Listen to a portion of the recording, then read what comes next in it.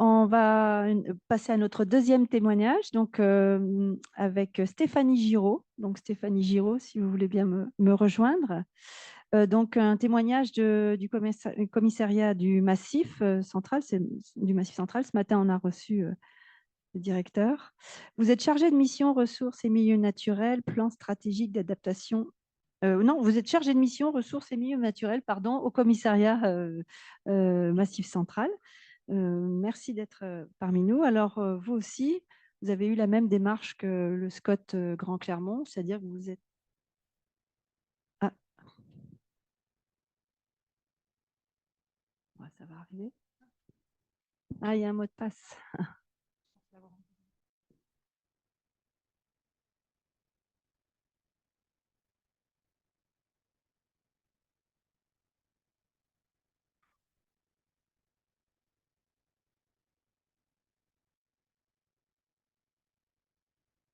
Voilà.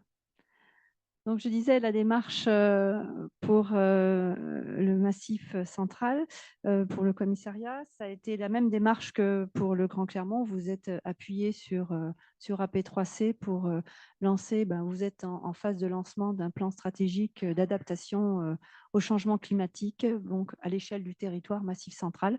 Donc, vous êtes ici pour nous en parler, pour voir en quoi ces données, elles ont aidé le commissariat Massif central à élaborer ce plan. Voilà, je vous laisse, vous avez une présentation, je vous laisse la développer. Puis ensuite, s'il y a des questions, il y aura quelques questions. Ensuite, je fais une petite présentation de la suite. On clôturera le wood clap, hein, on donnera les réponses. Et puis, ce sera la fin de notre journée avec le mot de la fin qui sera donné à Frédéric Valette et puis bien sûr au directeur régional de l'agriculture et de la forêt.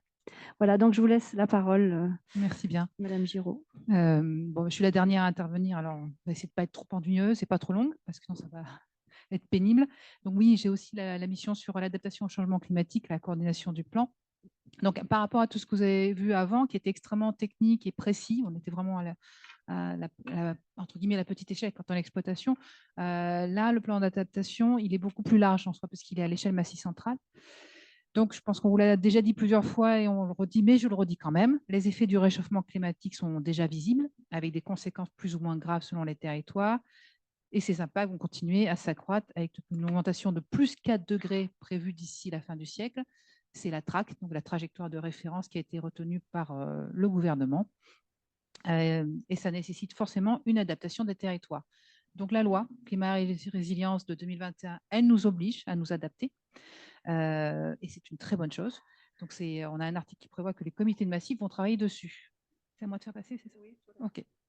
Au niveau du commissariat de Massif central, donc on a choisi d'internaliser ce travail. Alors, ce n'est pas un travail en chambre fermée, ce n'est pas ce que je veux dire par internaliser, mais on n'a pas fait appel à un cabinet extérieur.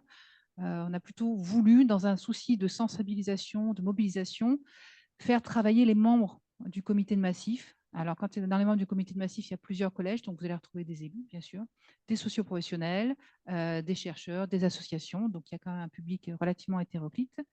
Et à ces membres-là, on a associé des experts. Alors, quand on dit experts, vous avez des gens de l'INRAE, du Centre national de la propriété forestière, par exemple.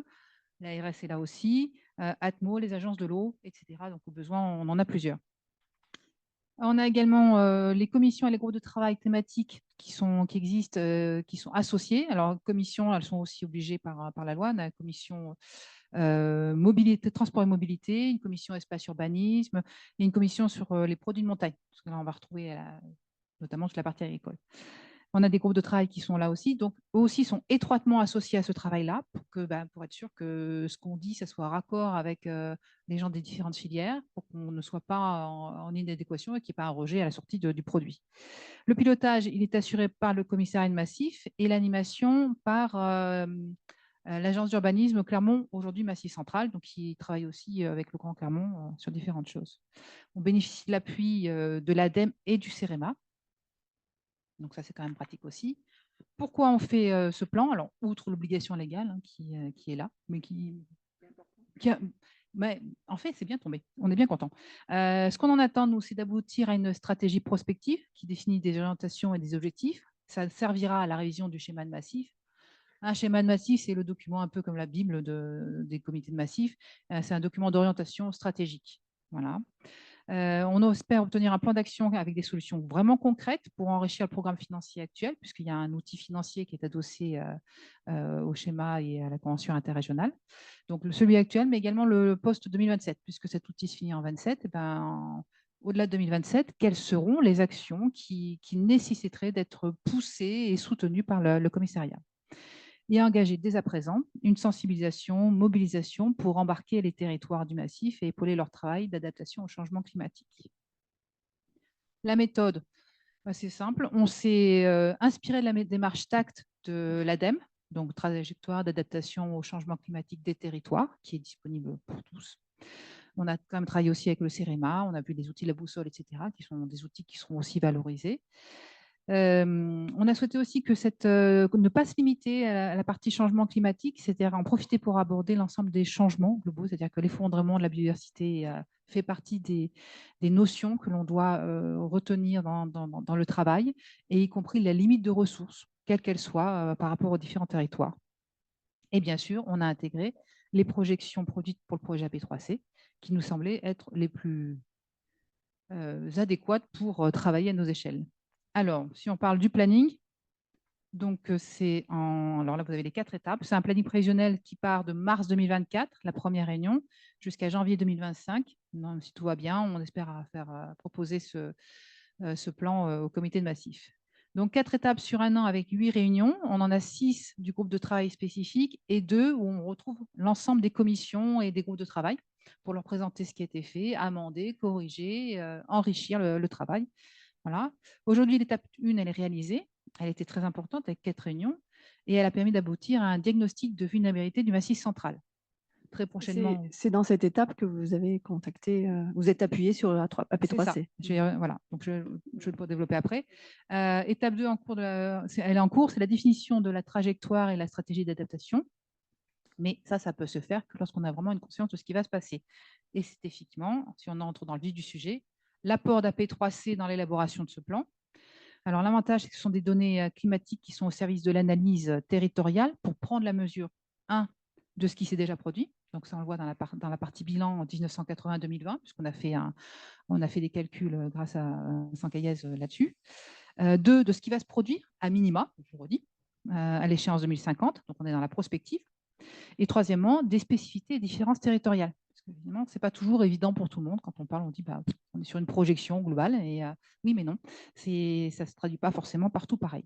Donc, c'est un plan qu'on veut pour parler d'une seule voix et mobiliser, mais en étant conscient de nos différences pour mettre en place les justes mesures à chaque échelle.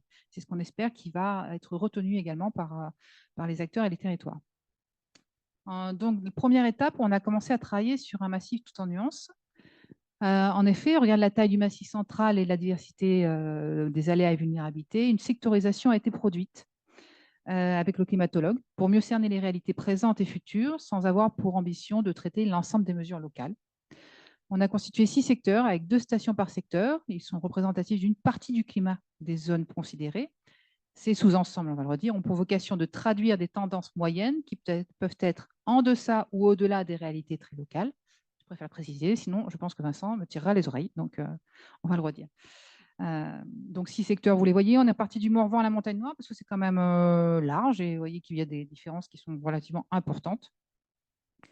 Ensuite, dans le travail qu'on a fait avec Vincent Caillez, ça a été d'établir une analyse par secteur avec un premier objectif, c'était le bilan. Qu'est-ce qui s'est passé entre 1980 et 2020 et qui vient corroborer ce qu'on nous dit par l'État ou au niveau mondial de manière générale. Donc, prendre conscience des changements déjà à l'œuvre, analyser les impacts par secteur, comprendre la différence entre trajectoire mondiale ou nationale et la réalité locale. Ça, c'était important. Donc, rapidement, je vais vous montrer quelques résultats pour que vous voyez comment on l'a utilisé. Vous n'avez pas l'intégralité, hein, bien sûr. Alors, un focus sur les températures. Donc, si on fait massif central, c'est plus 1,5 degré en moyenne annuelle pour le massif.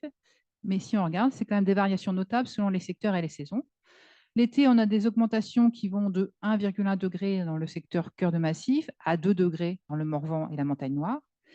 Et si on regarde bien en été, c'est pour ça que je vous ai fait des grands traits. Si en été, on a le secteur nord qui, avec 1,4 degré et le secteur cœur de massif 1,1 degré, sont ceux qui augmentent le moins en valeur absolue. On constate sur le graphique en dessous qu'en hiver, c'est l'inverse. C'est eux qui augmentent le plus, toujours en valeur absolue. Ils sont à plus 1,7 degrés, avec les conséquences que ça peut avoir, par exemple, sur les activités de loisirs hivernales, puisque c'est aussi les endroits où on a du relief. Si on s'intéresse aux variations du nombre de jours très chauds, donc la définition, c'est au-dessus de 30 degrés, on constate une augmentation plus rapide sur le nord du massif, avec un triplement dans le Morvan. D'accord, les chiffres sont petits à la base, mais il n'empêche que c'est multiplié par 3, et presque 2,5 fois plus sur le secteur nord. Et si on compare, c'est l'équivalent à ce que connaissait le secteur sud-ouest dans la décennie 1980, qu'on voit également sur le tableau. Voilà. Voilà. Ensuite, on va travailler sur les précipitations et l'évapotranspiration. Là encore, des situations contrastées selon le relief, les influences et les saisons. Donc, un cumul moyen de précipitations annuelles en millimètres, une baisse générale constatée du cumul, sauf sur le secteur sud-est et la montagne noire qui augmente. Et si au printemps, les tendances sont les mêmes pour tous les secteurs, il n'en va pas de même en automne, il y a une certaine stabilité au nord, une baisse au sud-ouest et une forte augmentation au sud-est, plus 31%, ce qui n'est vraiment pas neutre. Dans le même temps, on a une évapotranspiration en augmentation pour tous les territoires, pour tous les secteurs, et que les quelques augmentations de précipitations ne viennent pas combler. En conséquence, un bilan hydrique potentiel qui se dégrade partout en moyenne annuelle. Et bien sûr, je ne vous l'ai pas mis le tableau par rapport au bilan hydrique. Je pense que vous l'avez assez vu dans la journée, à mon avis. Après, ces données. Alors, il manque un petit morceau. Voilà, vous allez tout avoir. Donc, ces données qu'on a analysées, on les a aussi croisées avec d'autres sources, d'autres analyses qui ont pu être faites. Je vais vous donner des exemples parce que c'est ça qui est toujours intéressant aussi. Donc, des analyses sectorielles qu'il faut croiser. Là, on a travaillé sur l'idée du risque, puisque c'était aussi l'idée, les vulnérabilités, les sensibilités. Donc, vous avez ici un extrait du cahier thématique de septembre 2020 réalisé pour le Parc national des Cévennes par le groupe régional d'experts sur le climat de la région PACA et le réseau d'expertise sur les changements climatiques en Occitanie. Qu'est-ce qu'il nous dit celui-ci? Si le Parc national des Cévennes est touché par la sécheresse devant de violents épisodes sévenols s'abattent également sur le territoire. Et il est très vraisemblable que l'augmentation de la fréquence et de l'intensité des pluies extrêmes se poursuive dans les années à venir à la faveur de la hausse des températures. Tout ça, c'est rapproché des précipitations automnales que l'on a vu plus haut sur le secteur sud-ouest. Un autre aléa qui a un impact fort de manière globale, c'est le vent. Donc, c'est une question importante de parler de vulnérabilité induite, notamment les tempêtes. Alors, des ressentis, ils disent le vent a tendance à changer, on a plus de vent qu'avant, etc. Donc, voilà, c'est vrai, c'est pas vrai. Donc, avec Vincent Caillez, on s'est interrogé là-dessus, sur la réalité de ce ressenti. Et il a produit des roses des vents pour étayer ce travail. Donc, vous voyez là, c'est parfois un peu léger, mais malgré tout, on a pu constater qu'il y a effectivement des variations de vent qui sont en cours, avec notamment une augmentation des vents du sud et de leur pouvoir asséchant, ce qui n'est pas très réjouissant. Si on continue, une fois qu'on a fait le bilan, il fallait se projeter. Donc, des projections pour un plan d'adaptation en cohérence avec les réalités locales et conforme à la TRAC 2100. C'est ce que je vous ai dit tout à l'heure, la TRAC, c'est la trajectoire de référence à plus 4 degrés. L'exemple du printemps avec 2 cartes. Donc, ça permettait aux gens de bien se rendre compte de ce qui allait se passer. Donc, le printemps, on l'a mis parce que c'est là qu'il y a l'évolution la plus rapide. Je le redis. Donc, de plus 1,9 à plus 3,1 degrés en 50 ans sur les différents secteurs du massif, ce qui n'est pas neutre. Les évolutions les plus radicales dans le Morvan et sur la frange sud-est du massif, à mettre en lien avec l'évolution à la baisse des précipitations. Et si on fait le comparatif entre 2000 et 2050, c'est ce qu'avait souligné le climatologue, on voit que les températures les plus hautes, supérieures à 12,7 degrés, se répandent à environ 30% du territoire d'ici à 2050. En conclusion, les données AP3C et l'accompagnement par climatologue, c'est un atout pour affiner les données et en vérifier la bonne compréhension et la bonne utilisation, ce qui constitue un atout pour faire comprendre, sensibiliser, engager le travail avec les acteurs. Les questions soulevées facilitent le travail sur les notions d'interdépendance, de transversalité et de systémique, qui constituent un fort enjeu pour nous. Et les membres du groupe de travail ont apprécié la présence du climatologue pour répondre à leurs questions et incompréhensions. Cela nourrit les échanges et enrichit les discussions. Fort de ces données, le groupe passe aujourd'hui à l'étape 2 du travail, qualifier les enjeux et définir une vision commune de l'adaptation. Un dernier mot. Voilà. Les illustrations que vous avez vues, les dessins et illustrations, sont empruntés à Elsa Lacotte, qui, avec Nicolas Taillandier, nous accompagne pour mettre un récit, dessiner ce travail et rendre le sujet plus léger par un ton espiègle et des croquis naïfs et colorés.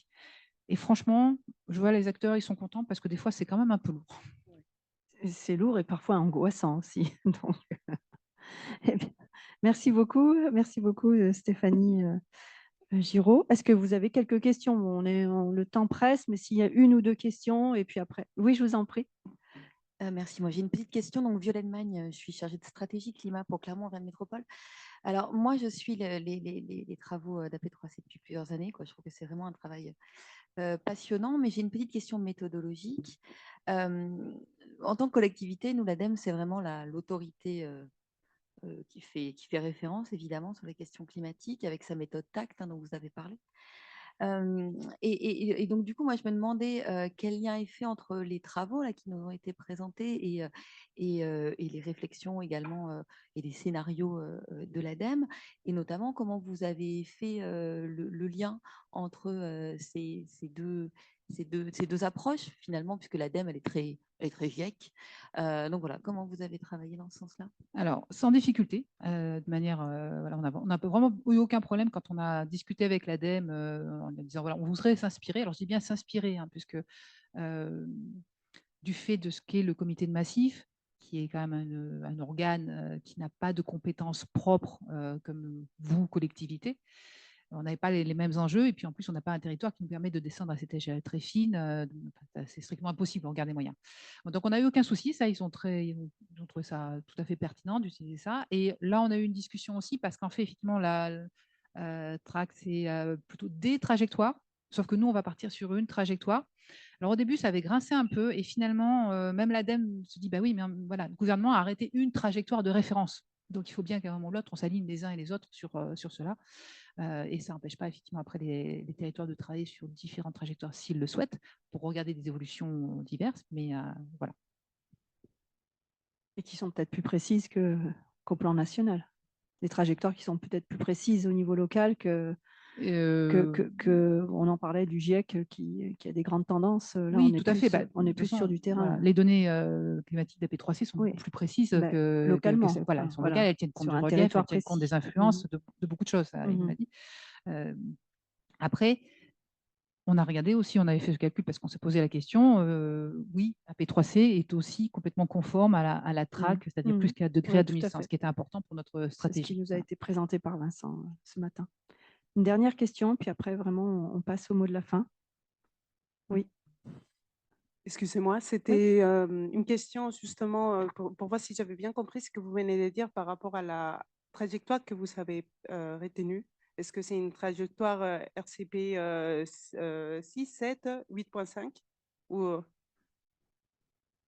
est-ce qu'on parle de la même chose? Comme j'ai expliqué ce matin, il se trouve que d'ici à 2050, et ça c'est ce que dit la TRAC, qui est une norme qui nous est imposée d'une certaine manière, toutes les trajectoires sont communes entre les scénarios moyennement émetteurs de gaz à effet de serre et fortement émetteurs de gaz à effet de serre. Même s'il n'y a pas de valeur précise, on peut considérer que tout est commun. Mais pourquoi? Parce que nous, on se limite à 2050, entre SSP 4.5 et SSP 7.0. Voilà. Donc, c'est commun à tous les scénarios, c'est à la fois aucun scénario et tous les scénarios sous-entendus qu'on a exclus, comme la TRAC l'exclut aussi, le scénario le plus émetteur possible, qui est le 8.5, et les deux scénarios les moins émetteurs possibles, qui sont, de mémoire, le 1.9 et le 2.6. Voilà, merci beaucoup, Madame Giraud. Donc, avant de donner la parole au mot de la fin pour Frédéric, on va clôturer le WooClap et voir quelles ont été vos réponses. Donc, on va projeter à nouveau les questions, voir si vous avez bien répondu, si vous suivez bien, si vous avez bien suivi les débats. Mais pour les commenter, je demande à Fabien Boucher-Lana et puis à Stéphane Martignac et Christophe Chevalier de venir s'ils veulent bien ou de répondre comme ils veulent depuis leur place. Voilà, en fonction des questions qui seront des réponses qui sont apportées. Alors, la première, c'était dans le Cantal, comment va évoluer la pluviométrie au printemps? Donc, la bonne réponse était il pleuvra moins. Donc, vous avez été 70% donc, à répondre. Et quelqu'un veut rajouter entre nos trois conseillers? Bon, c'est quelque chose qu'on avait vu ce matin. Juste en commentaire, oui, c'est ce qu'on a vu ce matin à travers les cartes qui ont été présentées. Exactement, oui. Alors, il pleuvra effectivement moins au printemps. Après, ça devrait peut-être se rattraper sur l'automne avec au final un cumul qui devrait être sensiblement identique entre la période 2000-2050. Par contre, il y a un paramètre à prendre en compte, c'est l'augmentation de l'ETP qui, elle, va augmenter fortement et donc avoir des incidences, un impact plus fort sur la production fourragère. Et quand on sait que le printemps est une période essentielle pour faire des stocks, ça risque d'être problématique. Oui, il va falloir trouver des solutions. Deuxième question. En Corrèze, en 2050, les dates de mise à l'herbe par rapport à 2000 vont… Alors, la réponse se précocifier d'environ 7 à 10 jours, 98%, vous avez répondu. Donc, en Corrèze, peut-être quelqu'un veut répondre? Oui, bien en fait. Je ne le vois pas. Ah oui, voilà, ici. Stéphane. Donc la Haute-Corrèze, c'est eux qui vont gagner 10 jours. Ouais. Et la Basse-Corrèze, on est plutôt entre 5 et 7. Et ouais, voilà. Bonne réponse. Quelles solutions vous paraissent pertinentes pour maintenir une production fourragère? Donc, vous aviez plusieurs réponses possibles. Alors, en priorité, c'était la première, c'était maximiser les premières coupes d'herbe avec des métayers associés aux prairies, développer le pâturage tournant dynamique pour améliorer la productivité de l'herbe et bien sûr être de plus en plus opportuniste et réactif selon la météo et les prix de marché. Vous avez été très nombreux à répondre sur ces trois questions, à avancer ces trois réponses, pardon. Un petit complément? Stéphane? Christophe? Non? Fabien? Oui, donc maximiser les premières courbes d'air parce que sur l'hiver, on sait qu'on continue à garder des conditions poussantes avec un peu d'humidité. Donc, on ne sait pas ce qu'on aura au printemps, mais on sait que sur l'hiver, ça va pousser un peu plus. Le pâturage tournant dynamique, ça permet de booster la productivité de l'herbe. Dans le Lot, on arrive à multiplier quasiment par 2 la quantité de matière sèche produite par une prairie en pâturage tournant par rapport à une prairie fauchée. Et puis ensuite, être opportuniste et réactif, ça c'est de toute façon une généralité par rapport au changement climatique. Bien sûr. Autre question. Dans le Lot, quels devraient être les problèmes les plus fréquents engendrés par le changement climatique sur le cycle de la culture des céréales d'hiver? Donc, stress hydrique dès la montaison, stress thermique à partir de la floraison. Est-ce que ce sont les deux bonnes réponses? Est-ce qu'on aurait pu en rajouter une autre? C'est les deux tendances générales qui viennent des projections AP3C. Après, on sait qu'en raison des grandes variabilités interannuelles et de l'augmentation de leur amplitude, on risque d'être confronté aussi à des difficultés d'implantation avec des automnes très humides, pourquoi pas, on l'a vécu l'an dernier. Et puis, je pense qu'on peut être confronté à tout ça, mais les deux principales, c'est les deux qui sont en verte. Oui, il n'y a pas de réponse bien figée d'une année sur l'autre. On l'a dit tout au long de la journée. Enfin, dernière question, globalement, comment va évoluer le nombre de jours très chauds où la température maximale de la journée atteindra ou dépassera 30 degrés à l'ombre entre 2000 et 2050? Donc, il fallait répondre, il va augmenter de 100%, 2 fois plus. Alors, la question n'était peut-être pas très précise parce que ça dépend où on se situe. Ouais. En montagne, c'est au moins 3 fois plus. Enfin, je parle pour le Lot que je connais bien. Peut-être le Cantal, ça va jusqu'à 4 fois plus. Mais nous, en altitude, on passe de 7 à 21 de mémoire, jours très chauds, alors qu'en plaine, on passe plutôt de 25 à 50. Ouais. Donc, c'est 3 fois plus 3-4 fois plus en altitude et 2 fois plus en plaine. Donc, on va dire qui peut le plus ou le moins aura eu la bonne réponse également. En fait, la seule mauvaise réponse, c'est la première. Voilà, ça, okay. Mais les autres, il y a des endroits où c'est possible, les 3 autres. Et c'est un exemple d'indicateurs qui ont été développés pour l'agriculture, mais qui est vrai pour l'ensemble des secteurs d'activité sur l'ensemble du Massif central. Voilà, merci. Donc, je vous rappelle que ce WOOC-là, vous pouvez le mettre à la couleur départementale si vous le souhaitez. Donc, le CIDAM le met à disposition des chambres d'agriculture avec une série de questions plus départementales.